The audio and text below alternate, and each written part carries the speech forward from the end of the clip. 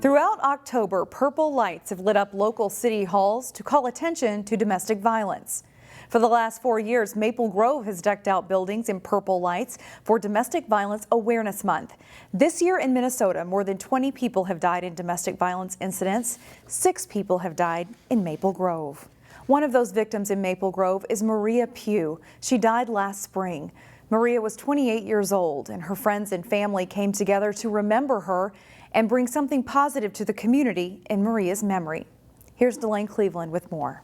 Hi everyone, thank you for coming to help celebrate the grand opening of the Little Free Library and Pantry of the Red Fox Cove. It doesn't take much to be kind to other people. I can feel your love and support for this project. And in this Maple Grove neighborhood, Molly Bukuski wanted to create an easy way for everyone in this community to help one another. And if you're wanting to help a neighbor, please give what you can. The solution was to build a little free library and food pantry. During the pandemic, 1 in 4 don't know where their meal's coming from, so it was important to me to provide for my neighbors because sometimes people just don't look like they're struggling, but they actually are. This roadside structure has everything from food to personal care items to things that entertain kids. But if you look closely, you'll see an engraving with the name Maria Pugh. She's the woman who inspired this neighborhood resource. I wanted to dedicate it to Maria Pugh in her memory, just as something positive in the community. Instead of something negative. Maria had lived in the neighborhood for less than a year. She loved the neighborhood. She loved their house. We helped them do a lot of remodeling, and so they were kind of settled into it, or so we thought. This past April, at the age of 28, Maria died at the hands of her husband. Investigators believed the couple was having marital problems. Probably the worst nightmare you could imagine. Maria's parents came out to the official dedication on Monday. They say that since their daughter's murder, they've been able to heal their own hearts by helping others. This library and food pantry is just one such example. There are a lot of signs of domestic violence. We can all as a community be more aware of that and to reach out to other people. And that's why we wanted the pantry and the library box to be really to have resources in it so we can all start being more aware of domestic violence. She'd be very proud of us. Maria's death will loom over the neighborhood for some time. But this community wanted to honor her life and her loving spirit rather than letting the tragedy define them. No, we're not being defined by this. We're going to be defined by love. We're going to be defined by doing something. We're going to take an action. We're going to love our neighbors. We're going to help each other. I think that's just what this is all about. In Maple Grove, Delane Cleveland, CCX News. We have more about Maria and her parents' mission to end domestic violence through the nonprofit Maria's Voice on our website, ccxmedia.org.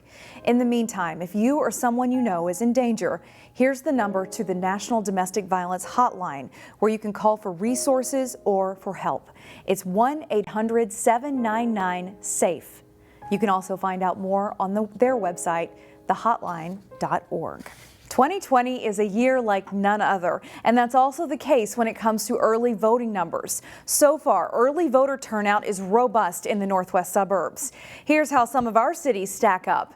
In Golden Valley, 49% of registered voters have already cast their ballots, and the city clerk thinks it will top 50% before Election Day.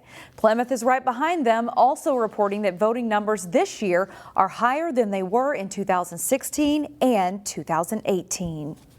In the race for city council in Plymouth, there are 2 people running for the Ward 1 seat, which represents the northwest part of the city. Voters will choose from incumbent Elise McGregor, who was appointed to the council last year, and challenger Malin Sahoni. My name is Elise McGregor. I'm your current Plymouth City Council member for Ward 1. Being the only woman on the council, I bring a unique perspective to robust discussions resulting in a shared vision. I'm hardworking, authentic, and believe in the future of Plymouth.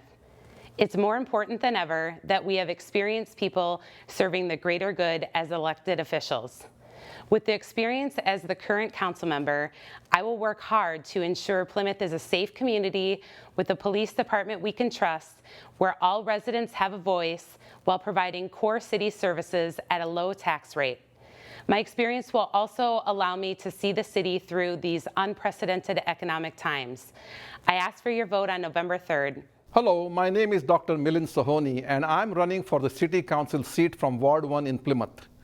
I am a fiscal conservative who will work hard to ensure that your tax dollars are put to good use. I see the city coming together in a unified manner to benefit all. A city where dreamers can see their dreams come true. A city where honesty, integrity, and hard work can reap rewards to anyone who is willing. I've been there, done that. I'm a forward thinker who understands the values of equal opportunities, better education, and a diverse community. A greener Plymouth will be a top priority of mine. I believe that Plymouth can be a model for all of Minnesota. Please consider voting for me between September 18th and November 3rd. Thank you, and God bless you all. Councilmember Jim Davis is running uncontested for the Ward 3 seat in Plymouth. To hear more from the candidates, make sure you visit our website, ccxmedia.org, and click on Local Vote 2020.